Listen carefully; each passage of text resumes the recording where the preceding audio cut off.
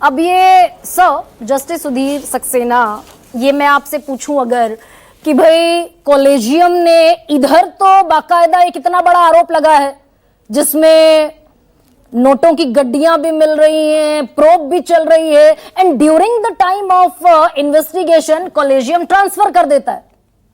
Collegium कहता है अब इलाहाबाद हाई कोर्ट में अपनी सर्विसेज दीजिए जस्टिस यशवंत वर्मा को। तो ये सुप्रीम कोर्ट के लेवल पर भी विद ड्यू रिस्पेक्ट ये कहीं लैक ऑफ सिंसियरिटी दिखती है क्या? नहीं, ऐसा नहीं है मैडम। सुप्रीम कोर्ट ने अभी कॉलेजियम ने कोई रेजोल्यूशन पास नहीं किया है। अभी एक प्रपोजल कंसिडरेशन में था और शायद काफ़ी दिनों से कंसिडरेशन में है कि प्रपोजल उनके ट्रांसफर का कि उन्हें रिपेट्रिएट किया जाए। प्रपोजल था, उसका प्रोसीजर है, दोनों चीफ जस्टिस से पूछा जाता है, कंसल्टिंग जजेस से ओपिनियन ली जाती है, पर ट्रांसफरिंग जजेस की भी कंसर्न ली जाती है। तो वो प्रोसीजर अभी पूरा नहीं हुआ है, अभी कोई रेजोल्यूशन पास नहीं हुआ है। तो ये गलत चला गया है मैसेज कि वो उनका ट्रांसफर इलाहाबाद कर दिया गया है। और जहाँ तक बार एसोसिएशन की बात है, इन्हीं लोगों ने उनका बड़ा सम्मान किया, उनका जज बने थे तो बहुत सम्मान किया था। तो बहुत सारे एंगल्स होते हैं, आई डोंट वांट टू से। आपने कहा था कि सुप्रीम कोर्ट ने 2018 में इन्हीं के खिलाफ, जस्टिस यशवंत वर्मा के खिलाफ बाकायदा एक सीबीआई प्रोब हुई और सीबीआई प्रोब में बाकायदा गड़बड़ी के जो थे इंडिकेशंस थे कि भाई 98 लाख करोड़ का लोन था, गलत इस्तेमाल किया गया। और डायरेक्टर हुआ करते थे जिस वक्त एक शुगर मिल में नॉन एग्जीक्यूटिव डायरेक्टर की पोस्ट पर थे। बाद में सुप्रीम कोर्ट ने मामले को बंद करा दिया। जी, वो केस ऐसा था, सिंभावली शुगर मिल का मामला था। इनको हाई कोर्ट ने डायरेक्टर अपॉइंट किया था, वो किया जाता है, लेकिन ये एग्जीक्यूटिव डायरेक्टर नहीं थे। जो 98 लाख की बात है, 98 करोड़ की बात है, वो और डायरेक्टर जो सीईओ थे उन्होंने उस फंड को डाइवर्ट कर दिया था किसी और मद में। It was meant for farmers वाला। तो ये जैसे ये जज बने, इन्होंने रिजाइन कर दिया था 14 में जज बने उस डायरेक्टरशिप से। तो इनका उसमें कोई रोल नहीं है, सभी लोग जानते हैं। सुप्रीम कोर्ट ने क्वेश्चन किया, इट्स अ डिफरेंट मैटर क्यों क्वेश्चन किया, लेकिन इनका कोई रोल नहीं था क्योंकि 14 में ये रिजाइन कर चुके थे। सीबीआई की चार्जशीट 2018 में आई थी। आपने कहा था सुप्रीम कोर्ट ने पहली बार रिपोर्ट पब्लिश की है। ये इसमें सबसे पहले जानना जरूरी है कि ये पुलिस ने कोई रिपोर्ट इंफॉर्मेशन किसी को नहीं दी। पहली बार पुलिस ने संजय अरोड़ा साहब ने CJ Delhi high court chief justice D K Upadhyay साहब को शाम को 15 तारीख को 4:30 बजे बताया। इंसिडेंट रात 11:30 बजे का है। इस दौरान कहाँ हुआ, क्या हुआ, किसी को नहीं पता। ये वीडियो जो आप जिसे आप बहुत ज्यादा पब्लिश किया जा रहा है, मीडिया पर दिखाया जा रहा है, ये वीडियो जब भी पुलिस जाती है, पीसीआर वैन गई थी, फायर वाले गए थे, एक इन्वेंट्री बनती है कि reason for fire and loss of property etcetera. ये कहाँ है? पुलिस ने कोई इन्वेंट्री बनाई कि क्या था उनमें मिला। अगर वेल्थ दिखाई पड़ी तो उन्होंने इन्फॉर्म किया इनकम टैक्स वालों को, सील किया या मकान खुला छोड़ के चले जाए। जैसे सुबह चपरा उनके जो स्टाफ था उन्होंने रिमूव कर दिया। क्या पुलिस ने वहां ताला खुला छोड़ दिया था जो उन्होंने रिमूव कर दिया, डेब्रिस रिमूव कर दिया? यानी कि आप ये कह रहे हैं कि जो यानी कि डीके उपाध्याय ने जो रिपोर्ट सुप्रीम कोर्ट की टेबल पर रखी वो अपने आप में एक फर्जी रिपोर्ट है, आप ये कह रहे हैं? नहीं, डीके उपाध्याय की रिपोर्ट बिल्कुल सही है, वो आदमी भी सही है, रिपोर्ट भी सही हो। उन्होंने ये नहीं कहा, उन्होंने कहा कि this possibility can be ruled out.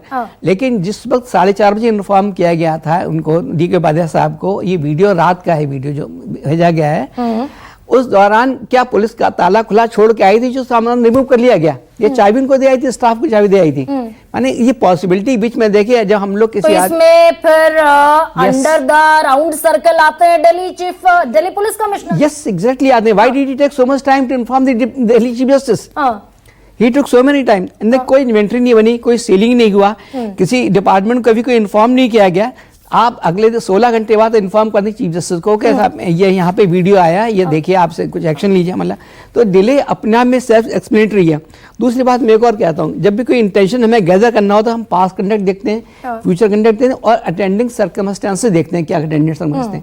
जहां तक पास्ट की बात है, आप 100 में से 99 वकीलों से पूछ लीजिए कहीं के भी, वो बताएंगे Yashwant Sharma was a no nonsense जज। मतलब तो ये जो अध्यक्ष हैं Allahabad high court bar association के, ये जो बात कह रहे हैं कि भाई डस्टबिन नहीं है, आप रिवॉर्ड देने का काम कर रहे हैं, आरोप लगे हैं 15 करोड़ की नकदी के घर में जल जाने के, और आप उल्टा घर वापसी का रिवॉर्ड दे रहे हैं। आप इन्हीं से अकेले में, इन्हीं से पूछ लीजिए प्राइवेटली।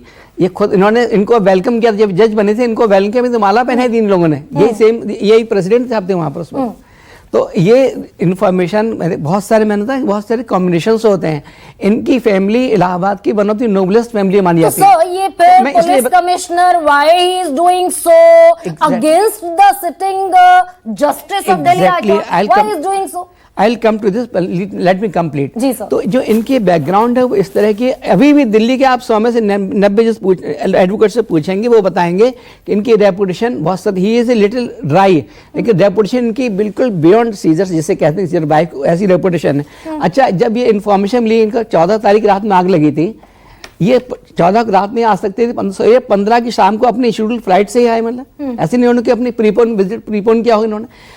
कोई भी नोट रखेगा अटैची ब्रीफकेस में रखेगा, बोरियम नोट रखे जाएंगे, बोरियम, और वो भी आउट हाउस में। ये तो एक न्यू नॉर्मल है इस देश के लिए कि भाई पॉलिटिशियंस और के इतना रुपया घर से, कहीं से भी, तहखानों से, कहीं किसी अंधेरे कमरे से भर भर कर नोट मिल रहे हैं। पॉलिटिशियन क्या, तो आपने सुना कॉर्पोरेट हाउस में सुना होगा, पॉलिटिशियन से सुना होगा, लेकिन जो रिश्वत के पास होता है, इलैंड मनी कह सकते हैं, नॉर्मली ये तो ब्रीफकेस में, सूटकेस में आ जाता है, मतलब बोरे में रखा है, और वो भी आउट हाउस में रखा हुआ है जहां इनके किसी की एक्सेस नहीं है।